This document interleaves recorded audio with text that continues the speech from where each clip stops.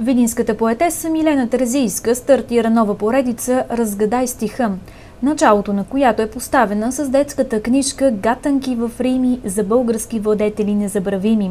В проявата участваха четвъртокласници от Средно общообразователно училище Свети Кирил и Методий.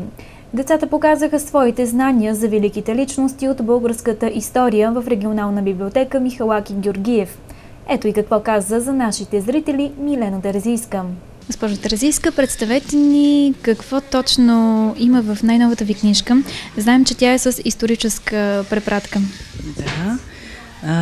Най-новата книга се нарича "Гатанки в Рими за български владетели незабравими". Всъщност слага началото на една изцяло нова поредица, която се нарича "Разгадай стиха".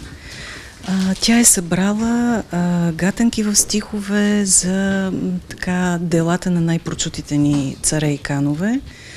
19 на брой, и книжката е отново част от проекта на Мирфей, издаване на детски книги, спечелил финансова подкрепа по оперативна програма "Развитие на човешките ресурси", и предстои нейното представяне точно сега на прага на Деня на будителите, с едно своеобразно послание да събудим гордостта си като българи.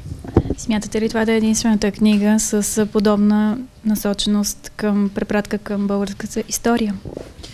За сега е тя, но в бъдеще може да се появят и други. Всъщност вече има и написани такива книжки, но не на историческа тема, по други теми, в рубриката "Разгадай стиха". И живот и здраве, още по Коледа ще излезе следващата от тази поредица. Тази година честваме 1150 години от покръстването на българите и раждането на цар Симеон I.